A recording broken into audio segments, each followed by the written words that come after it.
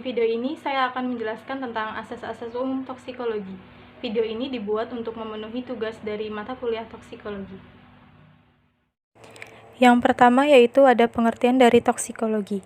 Toksikologi adalah studi mengenai efek-efek yang tidak diinginkan dari zat-zat kimia terhadap organisme hidup. Toksikologi merupakan ilmu yang menetapkan batas aman dari bahan kimia. Definisi ini mengandung makna bahwa di dalam tubuh, dalam kondisi tertentu, zat kimia dapat berinteraksi dengan jaringan tubuh, sehingga mengakibatkan timbulnya efek berbahaya atau toksik dengan wujud dan sifat tertentu. Efek toksik atau efek yang tidak diinginkan dalam sistem biologis tidak akan dihasilkan oleh bahan kimia, kecuali bahan kimia tersebut atau produk biotransformasinya mencapai tempat yang sesuai di dalam tubuh pada konsentrasi dan lama waktu yang cukup untuk menghasilkan manifesti toksik. Faktor utama yang mempengaruhi toksisitas adalah yang berhubungan dengan situasi pernafasan atau pemejaan terhadap bahan kimia tertentu, adalah jalur masuk ke dalam tubuh, jangka waktu, dan frekuensi pemaparan. Selanjutnya yaitu ada asas umum toksikologi. Berdasarkan alur peristiwa timbulnya efek toksik, ada 4 asas umum yang perlu dipelajari dan dipahami dalam toksikologi. 4 asas tersebut antara lain kondisi pemejaan, kondisi makhluk hidup, mekanisme aksi, dan wujud serta sifat efek toksik.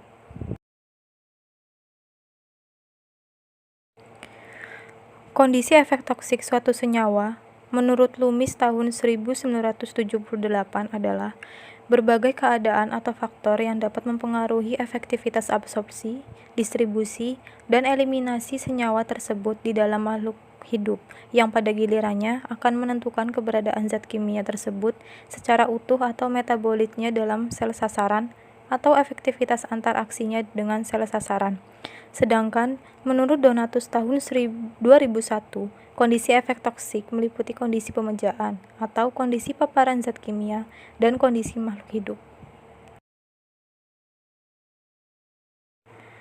Kondisi pemejaan sendiri yaitu meliputi jenis pemejaan, ada akut atau kronis, jalur pemejaan yaitu intravaskular atau ekstravaskular, lama dan kekerapan pemejaan, saat pemejaan, dan takaran atau dosis pemejaan.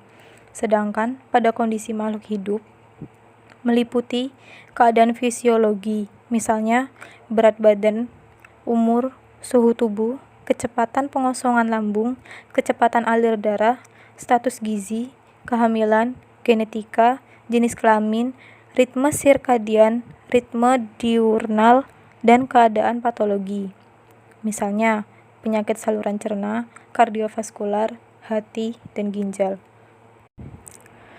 Pemejaan akut adalah pemejaan yang dilakukan kurang dari 24 jam. Akan tetapi, pada toksikologi klinis, pemejaan dalam kurun waktu 72 jam masih dianggap sebagai pemejaan akut.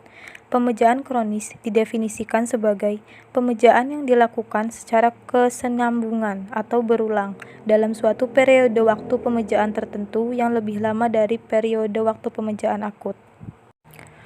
Berbagai macam kondisi itu akan mempengaruhi ketersediaan zat beracun atau metabolitnya di dalam sel sasaran, atau keefektifan interaksinya dengan sel sasaran. Dengan cara demikian akan menentukan toksisitas atau zat beracun.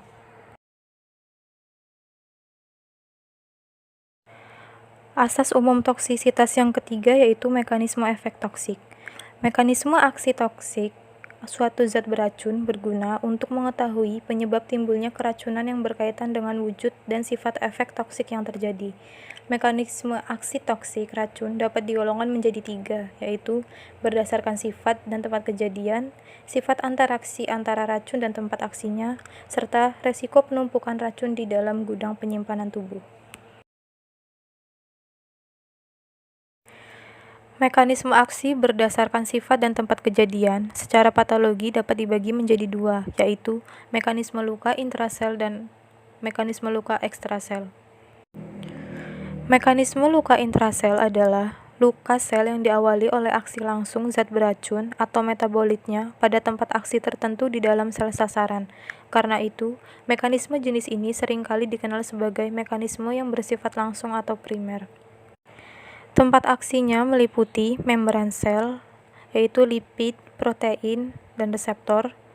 Inti sel ada DNA, sitosol ada enzim, mitokondria yaitu produk energi, dan retikulum endoplasmik yaitu sintesis protein.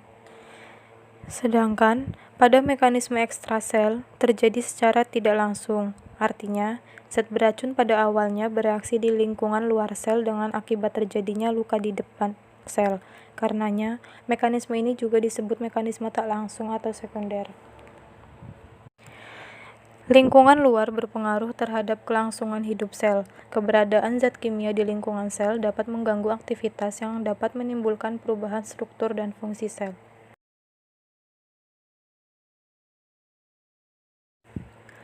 Asas umum toksikologi yang terakhir yaitu wujud efek toksik dan sifat efek toksik. Wujud efek toksik zat beracun pada dasarnya merupakan perubahan biokimia, fungsional, dan struktural. Namun, tidak berarti bahwa efek toksik zat beracun sepenuhnya dapat terpisah dengan tegas ke depan tiga jenis wujud dasar efek toksik itu, melainkan seringkali merupakan campuran, karena ketiganya merupakan proses yang saling berkaitan. Perubahan struktural misalnya, kebanyakan merupakan wujud akhir dari perubahan fungsional dan atau biokimia. Respon perubahan biokimia merupakan perubahan atau kekacauan biokimia terhadap luka sel akibat interaksi antara racun dan tempat aksi yang terbalikan. Respon perubahan fungsional berkaitan dengan interaksi racun dengan reseptor aktif enzim yang terbalikan, sehingga mempengaruhi fungsi hemostatis tertentu. Yang termasuk dalam wujud efek toksik biokimia yaitu antara lain penghambatan respirasi seluler, perubahan keseimbangan cairan dan elektrolit, serta gangguan pasokan energi. Dan termasuk dalam wujud efek toksik fusional antara lain anoksia, gangguan pernafasan, gangguan sistem saraf pusat, hiper atau hipotensi, hiper atau hipoglikemia, perubahan keseimbangan cairan dan elektrolit, perubahan kontraksi atau relaksasi otot, serta hiper atau hipotermi. Sedangkan pada respon perubahan struktural meliputi degenerasi, proliferasi, dan inflamasi. Perubahan degenerasi meliputi atrofi, akumulasi intrasel. Yang paling sering dijumpai adalah penumpukan air dan lemak, serta nekrosis. Wujud efek toksik yang sama dapat memperantai timbulnya gejala klinis ketoksikan yang berbeda pada tiap individu.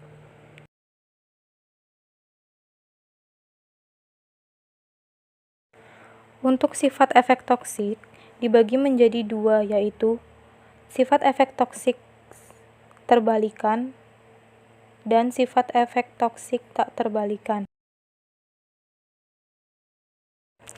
Adapun ciri khas dari wujud efek toksik terbalikan antara lain: yang pertama, bila kadar racun yang ada dalam tempat aksi atau reseptor tertentu telah habis, maka reseptor tersebut akan kembali ke semula. Yang kedua, efek toksik yang ditimbulkan akan cepat kembali normal. Yang ketiga, ketoksikan racun bergantung pada takaran serta kecepatan absorpsi, distribusi, dan eliminasi racunnya. Sedangkan ciri khas dari wujud efek toksik tak terbalikan yaitu: yang pertama, kerusakan yang terjadi sifatnya menetap. Yang kedua, pemejaan berikutnya dengan racun akan menimbulkan kerusakan yang sifatnya sama, sehingga memungkinkan terjadinya penumpukan efek toksik. Dan pemejaan dengan takaran yang sangat kecil dalam jangka panjang akan menimbulkan efek toksik yang seefektif dengan yang ditimbulkan oleh pemejaan racun dengan toksikan besar dalam jangka panjang. Dari penjelasan-penjelasan asas toksik yang telah disebutkan tadi, dapat disimpulkan bahwa toksikologi adalah studi mengenai efek-efek yang tidak diinginkan dari zat-zat kimia terhadap organisme hidup. Asas umum toksikologi terdiri dari 4 asas, antara lain kondisi pemejaan, kondisi makhluk hidup, mekanisme aksi, serta wujud dan sifat efek toksik. Yang ketiga, mekanisme aksi toksik racun dapat digolongkan menjadi 3, yaitu berdasarkan sifat dan tempat kejadian, sifat interaksi antara racun dan tempat aksinya, serta resiko penumpukan racun di dalam gudang penyimpanan tubuh. Keempat, Wujud efek toksik zat beracun pada dasarnya merupakan perubahan biokimia, fungsional, dan struktural. Dan yang terakhir, terdapat dua jenis sifat efek toksik zat beracun, yaitu sifat efek toksik terbalikan dan sifat efek toksik tak terbalikan. Untuk selanjutnya yaitu saya akan menjelaskan mengenai review jurnal yang berjudul Uji Toksisitas Ekstrak Lempuyang Gajah Zingiberzerumbet terhadap Larva Udang Artemia salina Litch. Lempuyang gajah merupakan tanaman obat yang banyak dimanfaatkan dalam industri obat tradisional atau jamu, dan mempunyai khasiat sebagai obat disentri, sakit perut, mencret, dan bersifat karminatif. Tujuan dari penelitian ini yaitu untuk mengetahui daya toksisitas ekstrak dari lempuyang gajah menggunakan metode Brain Fertility Test atau BSLT melalui uji bioindikator terhadap larva udang Artemia salina Litch. Untuk bahan baku yang digunakan adalah lempuyang gajah dari 4 lokasi, yaitu Bogor, Subang. Subang ini mewakili daratan rendah pada ketinggian antara 200-400 mdpl, Sumedang dan Garut yang mewakili daratan menengah pada ketinggian antara 400-600 mdpl.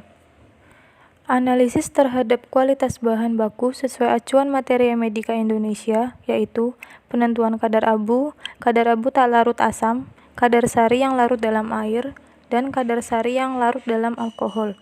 Selain itu, ditentukan juga kadar serat, kadar pati, kadar minyak, atsiri, dan kadar kurkumin dengan menggunakan metode standar. Adapun analisis komponen kimia secara KLT atau kromatografi lapis tipis dan GCMS dilakukan untuk mengetahui komponen kimia dari ekstrak tanaman. Padatan pendukung yang digunakan pada KLT ini adalah silika gel 60G, LUN campuran berupa toluena, etil asetat, dan asam asetat dengan perbandingan 8:2:2, tetes dan larutan penampak asam sulfat 50%. Pada uji toksisitasnya menggunakan bioindikator larva udang dengan melalui tahapan penetasan telur cara biosai. Yang pertama yaitu penetasan telur. Hal ini dilakukan dengan ditaburkan pada larutan garam 2,00% yang telah dialiri udara dengan menggunakan aerator. Setelah didiamkan selama 24-36 jam di bawah lampu, telur akan menetas menjadi larva. Kemudian larva tersebut dipindahkan ke dalam larutan uji dari berbagai konsentrasi. Selanjutnya yaitu bioesai. Ini dilakukan dengan menggunakan variasi konsentrasi 0,1:1:10:10:100 dan 1000 ppm. Larva yang digunakan untuk masing-masing konsentrasi berjumlah 25-30 ekor. Pengamatan dilakukan setelah 24 jam dengan menghitung persentase kematian. Dan yang terakhir yaitu dengan perhitungan LD50. Pengamatan ini dilakukan setelah 24 jam terhadap persentase kematian. Perhitungan LD50 menggunakan analis probit. Persentase kematian dihitung dengan rumus sebagai berikut, yaitu persentase kematian sama dengan tes blanko dibagi dengan blanko dan dikali dengan 100%. Untuk membuat ekstrak lempuyang dapat dilakukan dengan cara yaitu rimpang lempuyang dicuci dan dirajang, kemudian dikeringkan dan digiling dengan ukuran 50 mes. Setelah itu, dimaserasi dengan berbagai pelarut organik dengan pengadukan selama 2 jam dan didiamkan selama 1 malam. Setelah didiamkan selama 1 malam, dilakukan penyaringan dan filter diambil untuk diuapkan menjadi ekstrak kental. Kemudian yaitu hasil dan pembahasan. Untuk hasilnya, saya akan menjelaskan mengenai hasil uji toksisitas.